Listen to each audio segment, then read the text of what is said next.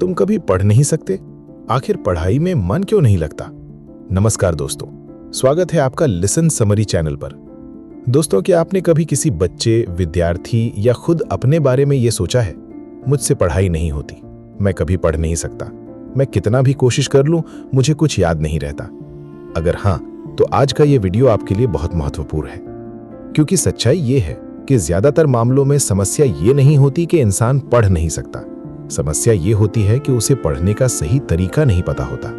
कई बच्चे किताब खोलकर घंटों बैठे रहते हैं, लेकिन कुछ ही देर बाद मोबाइल देखने लगते हैं। कुछ बच्चे पूरी रात पढ़ते हैं, फिर भी परीक्षा में उन्हें वही चीज याद नहीं रहती। कोई बच्चा पढ़ने में अच्छा होता है तो दूसरा बच्चा खुद को कमजोर समझने लगता है, और धीरे धीरे उसके मन में एक खतरनाक विश्वास पैदा हो जाता है, मैं पढ़ाई में कमजोर हूं। फिर यही सोच आगे चलकर बन जाती है, मुझसे कभी पढ़ाई नहीं होगी। लेकिन दोस्तों, क्या वास्तव में ऐसा होता है? क्या कोई इंसान जन्म से ही पढ़ाई में कमजोर होता है? क्या कम नंबर आने का मतलब यह है कि बच्चा बुद्धिमान नहीं है? और सबसे बड़ा सवाल, अगर अभी पढ़ाई में मन नहीं लगता तो क्या इसे बदला जा सकता है? इस वीडियो में हम इन्हीं सवालों को आसान भाषा में समझेंगे। सबसे पहले एक बात समझिए, अगर आप अभी पढ़ाई नहीं कर पा रहे हैं, इसका मतलब ये बिल्कुल नहीं है कि आप जिंदगी भर पढ़ नहीं पाएंगे। हमारे दिमाग की सीखने की क्षमता स्थिर नहीं होती। इंसान अभ्यास, सही वातावरण और सही रणनीति के जरिए अपनी सीखने की क्षमता को बेहतर कर सकता है। इसलिए सबसे पहले अपने दिमाग से एक वाक्य निकाल दीजिए, मैं पढ़ नहीं सकता। इसके बदले कहिए, मुझे अभी पढ़ने का सही तरीका सीखना है। इन दोनों वाक्यों में बहुत बड़ा अंतर है। पहला वाक्य आपको रोकता है, दूसरा वाक्य आपको आगे बढ़ने का मौका देता है। पढ़ाई में मन क्यों नहीं लगता? अब सवाल आता है कि आखिर पढ़ने बैठते ही मन दूसरी चीजों में क्यों चला जाता है? इसकी कई वजहें हो सकती हैं। सबसे बड़ी वजह है ध्यान भटकाने वाली चीजें। आज के समय में मोबाइल हमारे सामने मनोरंजन की पूरी दुनिया खोल देता है। एक छोटा सा वीडियो, फिर दूसरा वीडियो, फिर तीसरा वीडियो। हमें लगता है कि सिर्फ 5 मिनट मोबाइल देखेंगे, लेकिन देखते देखते आधा घंटा निकल जाता है। फिर जब किताब खोलते हैं तो दिमाग कहता है ये बहुत मुश्किल है, और मोबाइल कहता है चलो थोड़ा मनोरंजन कर लेते हैं। यहीं से समस्या शुरू होती है। इसलिए अगर आप पढ़ाई के दौरान बार बार मोबाइल देखते हैं तो केवल खुद को आलसी कहने से समस्या हल नहीं होगी। आपको अपना वातावरण बदलना होगा। पढ़ने बैठते समय मोबाइल को दूर रखिए। अगर मोबाइल से पढ़ना जरूरी है तो गैर जरूरी नोटिफिकेशन बंद कर दीजिए और केवल पढ़ाई से संबंधित चीजें खोलिए। दूसरी बड़ी वजह, पढ़ाई का गलत तरीका। बहुत से विद्यार्थी किताब खोलते हैं और लाइन पर लाइन पढ़ते जाते हैं। उन्हें लगता है कि जितनी देर तक किताब सामने रहेगी उतनी ज्यादा पढ़ाई होगी। लेकिन पढ़ाई केवल किताब देखने का नाम नहीं है। अगर आपने 10 पन्ने पढ़े और कुछ समय बाद कुछ भी याद नहीं रहा तो आपने वास्तव में कितना सीखा? इसलिए केवल पढ़ना पर्याप्त नहीं है, आपको समझना, याद करना और खुद से दोहराना भी जरूरी है। मान लीजिए आपने विज्ञान का एक अध्याय पढ़ा। किताब बंद कीजिए, फिर खुद से पूछिए, मैंने अभी क्या पढ़ा? इसका मुख्य विचार क्या था? कब हुई? इसके प्रमुख व्यक्ति कौन थे? इसका परिणाम क्या हुआ? जब आप अपने दिमाग से उत्तर निकालने की कोशिश करते हैं तो सीखने की प्रक्रिया मजबूत होती है। तीसरी वजह, बहुत बड़ा लक्ष्य। कई विद्यार्थी सोचते हैं आज मैं पूरा सिलेबस खत्म कर दूंगा। फिर वे किताब खोलते हैं। पहला अध्याय बड़ा दिखाई देता है, दूसरा अध्याय और बड़ा, तीसरा अध्याय उससे भी बड़ा। दिमाग दबाव महसूस करता है और कहता है इतना सब कैसे होगा, और पढ़ाई शुरू होने से पहले ही बंद हो जाती है। इसलिए बड़े लक्ष्य को छोटे हिस्सों में बांटिए। ये मत सोचिए मुझे पूरा सिलेबस पढ़ना है, सोचिए मुझे अभी सिर्फ 25 मिनट पढ़ना है, बस। 25 मिनट के बाद छोटा सा ब्रेक, फिर दोबारा पढ़ाई। जब बड़ा पहाड़ छोटे छोटे कदमों में बदल जाता है तो उसे चढ़ना आसान हो जाता है। चौथी वजह, दूसरों से तुलना। यह समस्या बहुत खतरनाक है। आपका दोस्त परीक्षा में 90% नंबर लाता है, आपके 60% आते हैं। आप सोचते हैं वो कितना होशियार है और मैं कितना कमजोर हूं। लेकिन आपने ये नहीं देखा कि वो कितने समय से तैयारी कर रहा है, उसकी पढ़ाई की आदत कैसी है, वो कितनी बार अभ्यास करता है, उसका ध्यान कितना केंद्रित रहता है। आप केवल उसका परिणाम देख रहे हैं और अपनी शुरुआत से तुलना कर रहे हैं। ये सही तुलना नहीं है। आपकी असली प्रतियोगिता किसी दूसरे विद्यार्थी से नहीं, बल्कि कल वाले अपने आप से है। अगर आज आपने कल से एक पन्ना ज्यादा पढ़ लिया, एक सवाल ज्यादा समझ लिया और 10 मिनट ज्यादा ध्यान लगाया तो आप आगे बढ़ रहे हैं। पांचवी वजह, गलती करने का डर। कुछ विद्यार्थी इसलिए पढ़ाई नहीं करते क्योंकि उन्हें डर होता है कि अगर पढ़ेंगे तो पता चलेगा कि उन्हें कुछ नहीं आता। लेकिन दोस्तों, यही तो पढ़ाई का उद्देश्य है। पढ़ाई करने का मतलब ये नहीं है कि आपको पहले से सब कुछ आता हो। आप पढ़ते ही इसलिए हैं क्योंकि आपको अभी सब कुछ नहीं आता। अगर गणित का सवाल गलत हो गया तो इसका मतलब ये नहीं कि आप बेवकूफ हैं। इसका मतलब है कि आपको उस सवाल की प्रक्रिया को और समझने की जरूरत है। गलती को शर्म नहीं, फीडबैक समझिए। एक गलती आपको बता सकती है कि आपको किस जगह सुधार करना है। याद कैसे करें? अब बात करते हैं याददाश्त की। कई विद्यार्थी कहते हैं, मैं पढ़ता हूं लेकिन मुझे याद नहीं रहता। इसका एक कारण यह भी हो सकता है कि वो केवल पढ़ रहे हैं लेकिन याद करने का अभ्यास नहीं कर रहे। एक आसान तरीका है किताब बंद करके खुद से सवाल पूछना। उदाहरण के लिए, आपने इतिहास का एक टॉपिक पढ़ा। किताब बंद कीजिए, फिर खुद से पूछिए, इस घटना का कारण क्या था, कब हुई, इसके प्रमुख व्यक्ति कौन थे, इसका परिणाम क्या हुआ। जब आप बिना किताब देखे उत्तर देने की कोशिश करते हैं तो आपका दिमाग जानकारी को सक्रिय रूप से खोजता है। यही प्रक्रिया याददाश्त के लिए उपयोगी हो सकती है। लिखकर पढ़ना क्यों उपयोगी है?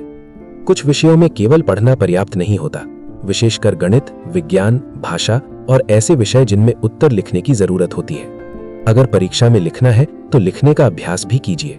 कई विद्यार्थी पूरा साल पढ़ते हैं लेकिन परीक्षा से पहले पहली बार लंबे उत्तर लिखते हैं। फिर उन्हें पता चलता है कि उत्तर आता तो है लेकिन समय बहुत लग रहा है। इसलिए पढ़ाई के साथ लिखने का अभ्यास भी जरूरी है। पढ़ाई का आसान नियम। अगर आपको समझ नहीं आ रहा कि शुरुआत कैसे करें तो एक आसान तरीका अपनाइए। पहले अपना लक्ष्य तय कीजिए, फिर 25 से 30 मिनट का एक छोटा अध्ययन सत्र रखिए।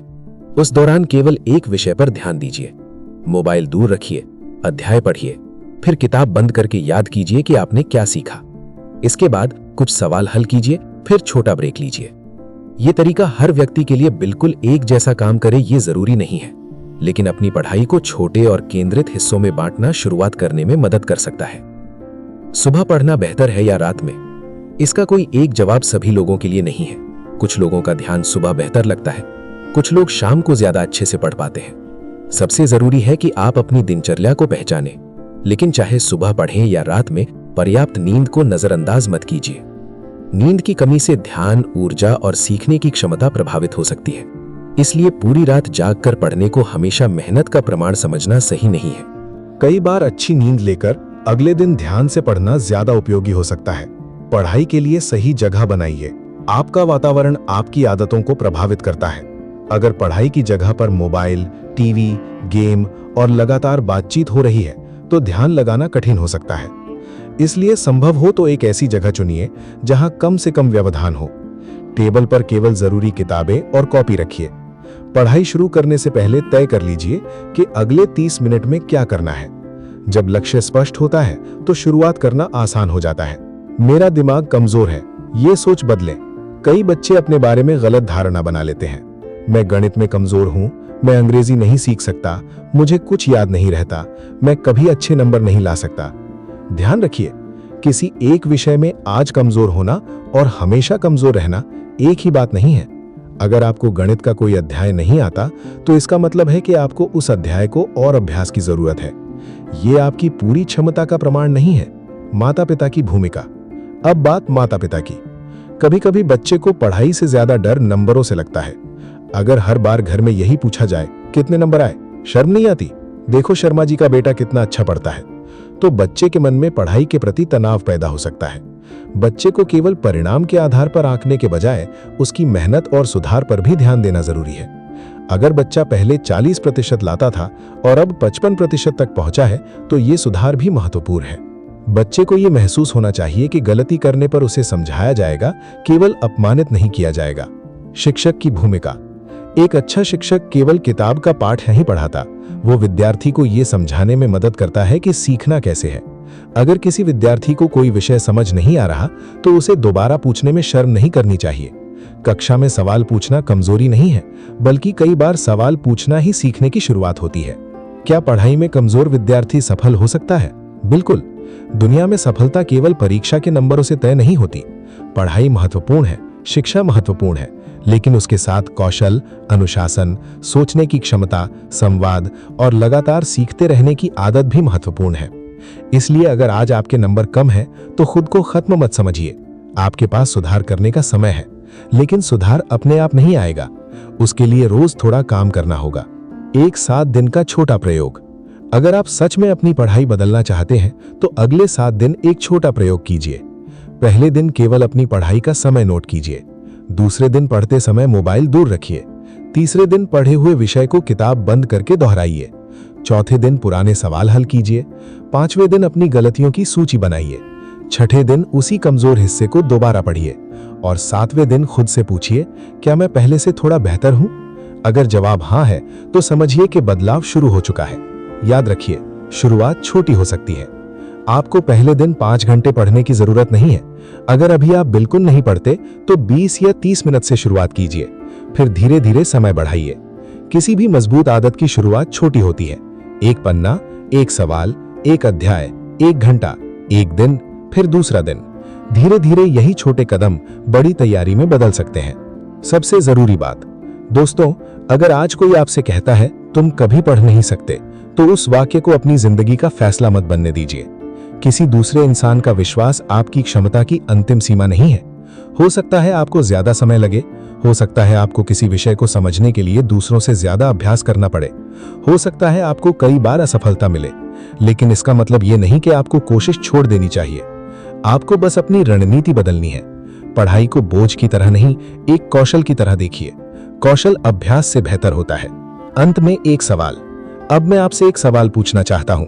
आपको पढ़ाई में सबसे बड़ी परेशानी किस चीज से होती है? क्या आपको पढ़ने में मन नहीं लगता? क्या पढ़ा हुआ याद नहीं रहता? क्या मोबाइल आपका ध्यान भटकाता है?